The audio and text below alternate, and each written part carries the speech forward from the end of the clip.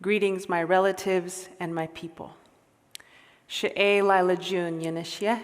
My name is Lyla June. I come from the matrilineal clan of the Dene Nation. We are also incorrectly known as the Navajo Nation. We are indigenous to what is now called New Mexico, Arizona, Colorado, and Utah, but we call it Denebakea, the people's land. Taos, New Mexico, Nasha. I'm originally from Taos, New Mexico. In this manner, I present myself as a Dene woman. I'm here today to share a message of hope. This hope comes from what I've come across in my doctoral research. This hope comes from what Native people have proven is possible. For tens of thousands of years, Native people of this land constructed beautiful gardens all around them. Contrary to the myth of the primitive Indian, we were not passive observers of nature, nor were we wandering bands of nomads looking for a berry to eat or a deer to hunt. No. By and large, we were active agents in shaping the land to produce prolific abundance.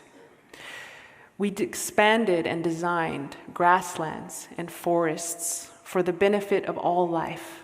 And in many places, we still do these things. We became what the world calls a keystone species, or a species upon which entire ecosystems depend. And our cultures became keystone cultures, refined over time.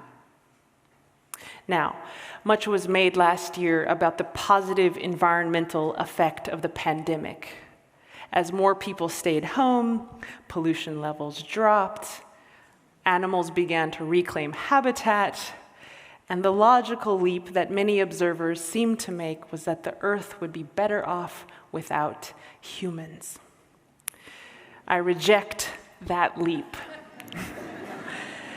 The Earth may be better off without certain systems we have created, but we are not those systems. We don't have to be, at least.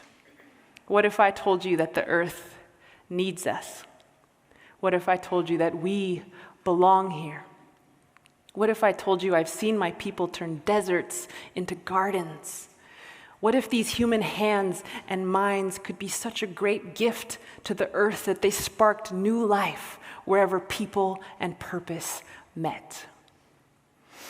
I'd like to share with you today 4 important indigenous land management techniques, ones I've identified through my doctoral research in hopes that they might inform and inspire us today. The first is to tap into and align ourselves with the forces of nature. Why try to control the Earth when you can work with her? In Southwest deserts, for example, Native farmers have leveraged the pre-existing topography of the land. They place their fields at the base of watersheds to catch every drop of the monsoon rains and the nutrients that flow down with them, carried down from upland soils. This alluvial farming technique requires no outside fertilizers or irrigation because all of this comes with the rain. By tapping into pre-existing natural systems, Native farmers have been able to cultivate the same plots of land for centuries without ever depleting the soil. Another fascinating land management technique is intentional habitat expansion. Why put plants and animals into farms and cages when you can simply make a home for them and they come to you? For example, indigenous peoples have intentionally augmented grasslands for buffalo by bringing gentle fire to the Great Plains. For millennia, following the grass-burning moon of our lunar calendars, we would transform dead plant tissues into nutrient-dense ash, nourishing the soil and unlocking the seeds of pyroadapted grasses and medicines like echinacea. Over time, this fire would prevent trees and shrubs from taking over the grasslands and would nourish the soil to generate topsoils up to 4 feet deep. Many people think that we followed the buffalo, when in fact the buffalo followed our fire. In this manner, we anthropogenically expanded buffalo habitat as far south as Louisiana and as far east as Pennsylvania. A third strategy I want to mention is to decenter humans, create non-human-centric systems. Why hoard for your own species when you can live to serve all life around you? For example, coastal nations of British Columbia enhance fish habitat by planting kelp forests where the herring lay their eggs. This helps that small silverfish lay even more eggs, rebound in even greater numbers, and both the eggs and the hatched herringfish cascade up the food chain, nourishing so many other life forms, such as bear, salmon, orca, eagles, wolves, and more. Ironically, by seeding this food web and feeding all life around them, coastal nations have greater food security for themselves because they feed the hand that feeds them. The last strategy I want to mention is to design for perpetuity. Design for perpetuity. Why plan for just the next fiscal quarter when we could plan for generations not yet born? For example, tree pollen and ash fall onto ponds for millennia. They sink to the bottom and engrave an ancient story in the fossil record. One Kentucky sediment record shows how Shawnee ancestors took care of a chestnut food forest for over 3,000 years straight. A sudden influx of fossilized charcoal during the same period indicates that they managed it with routine burning of the forest floor. Presumably, this enriches the soil, helps the soil hold more water, and eliminates competing vegetation to boost the immune systems of the trees they selected. Apparently, it worked because it lasted for millennia. What if our systems were designed to last forever? So those are just 4 of many strategies that Native peoples and peoples around the world have used. Work with nature, expand habitat, decenter humans, and design for perpetuity. These are the types of food and land management systems that Europeans came across as they spread westward. They often mislabeled them as terra nullius, or virgin land, or wilderness, instead of what they really were: living heirlooms, thousands of years in the making. You might say, oh, that's very nice, Lyla, but that could never scale. That could never feed today's massive global population.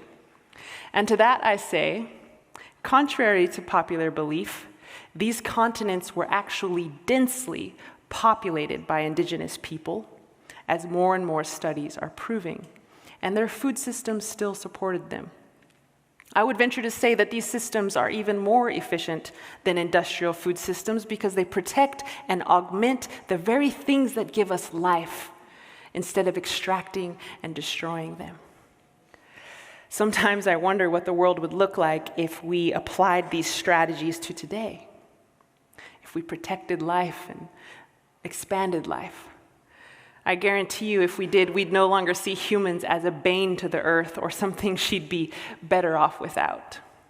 We'd see humans as a critical piece of the ecological puzzle. I would love to see the world adopt these strategies, and at the same time, I know it's not enough to simply mimic native practices. We must also work to return some of these lands to their original caretakers For in addition to healing the soil, oh, thank you. I like this crowd. For in addition to healing the soil, we must also heal our history as a nation. And we can do that together. So much of these continents were conquered and stolen from a people who often never wanted to fight in the first place. Countless Native people were displaced from their homelands, their children put into boarding schools where our languages and cultures were prohibited and destroyed. This legacy will not be healed by simply appropriating and mimicking Native knowledge. We must also work to restore at least some of these stolen places to Native people, who often live like refugees today, aching to return to their sacred homelands. If we all unite together in courage, in forgiveness, in amends and generosity, knowledge could be exchanged and lands could be returned. There is a word in my language, honjon. Can you guys say that? Honjon. Ooh, that sounds cool. Let's do it one more time. Honjon. Ooh, like that. Honjon is the joy of being a part of the beauty of all creation. When we understand that humanity is an expression of the earth's beauty, we understand that we too belong. Honjon understands that we have an ecological role. Honjon understands that our Mother Earth needs us. When we become her friend, her confidant, her ally, her partner in life, instead of her dominator, her superior, or her profiteer, we can transform dead systems to living ones. And this does not involve isolating national parks and never touching a blade of grass. No, it involves rolling up our sleeves, living within her processes, becoming a part of the Earth's system as we were born to be, and using these minds to protect and augment life on a holistic, regional scale.